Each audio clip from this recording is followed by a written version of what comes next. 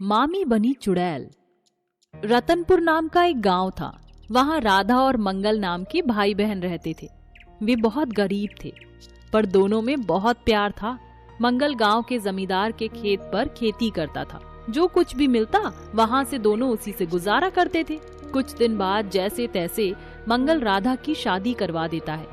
राधा के जाने के कुछ ही दिन बाद, भैया अब तुम भी शादी कर लो, आप एकदम अकेले हो गए हो। अच्छा ठीक है, कर लूंगा। कुछ दिन बाद मंगल भी शादी कर लेता है, परंतु उसकी पत्नी कुसुम का स्वभाव बिल्कुल अच्छा नहीं था। वह हर समय लड़ती रहती थी। कुछ सालों बाद दोनों के दो दो बच्चे होते हैं। एक दिन मंगल बीमार पड़ जाता है। कुसुम और उसकी बहन राधा उसका बहुत इलाज करवाती हैं, पर वह बच नहीं पाता। दोनों का रो रो कर बुरा हाल हो जाता है। कुसुम के जीवन में दुखों का पहाड़ टूट पड़ता है। भाभी आप चिंता मत करो, मैं हूँ आपके साथ। आप मेरे साथ मेरे घर चलो, हम एक साथ रहेंगे। राधा और उसकी भाभी एक साथ रहते हैं। जैसे ही कुछ दिन बीत जाते हैं, कुसुम अपना स्वभाव दिखाने लगती है। वह ना तो खुद कोई काम करती है, ना अपने बच्चों को करने देती है। सारा समय बैठी रहती है और राधा सारा काम करती है। ये सब गोपाल देख रहा होता है। राधा, तुम हर समय काम करती रहती हो और तुम्हारी भाभी बैठी रहती है। उनको बोलो काम में हाथ बटा दे। अरे नहीं, ऐसा कुछ नहीं है, वो भी काम करती हैं।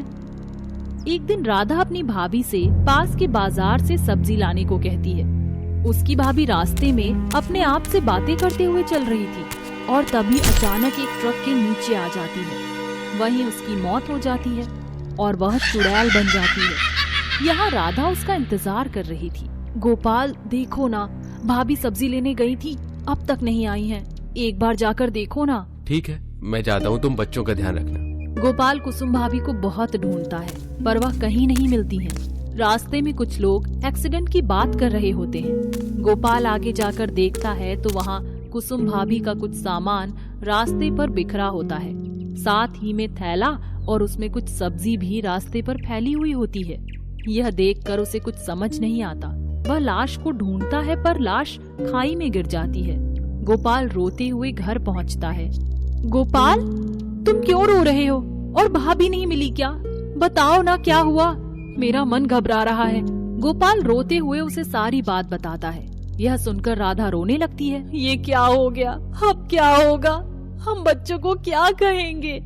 तुम चिंता मत करो, हम बच्चों को इतना प्यार देंगे कि उन्हें कुसुम भाभी की याद नहीं आएगी। तभी कुसुम के दोनों बच्चे आते हैं और राधा से अपनी माँ के बारे में पूछते हैं। सुनो, तुम्हारी माँ कुछ दिनों के लिए कहीं बाहर गई हैं। वह जल्द ही लौट आएंगी। बच्चे राधा की बात मान जाते हैं और बड़े आराम से बिना कुछ पूछे वहाँ रहने लगते हैं। तभी पड़ोस से आवाज आती है। पता नहीं कुछ दिनों से राधा के घर के बाहर से अजीब सी आवाज आती है। कल तो मैंने एक साया भी देखा। ये सुनकर राधा बाहर जाती है और उनसे पूछती है साये के बारे में। क्या बात है बहन, क्या देखा तुमने और कैसी आवाज आती है मेरे घर के बाहर? राधा बहन, यही सच है जो आपने सुना। मैं तो आपको बताना चाहती थी, पर डर के कारण आपके घर नहीं आती थी। आपके घर के बाहर अजीब सी आवाज आती है और मैंने एक साया भी देखा है। राधा सारी बात गोपाल को बताती है। गोपाल कहता है, ये कैसे हो सकता है? तुम ये क्या कह रही हो? सो जाओ। आधी रात में राधा को अजीब सी आवाज सुनाई देती है। तब वह कमरे से बाहर जाकर देखती है, कौन है वहाँ? तभी दोबारा से उसे आवाज सुनाई देती है। वह डर कर अपने कमरे में चली जाती है। सुबह दोबारा राधा गोपाल को बताती है, पर गोपाल विश्वास नहीं करता और काम पर चला जाता है। राधा घर का काम कर रही होती है।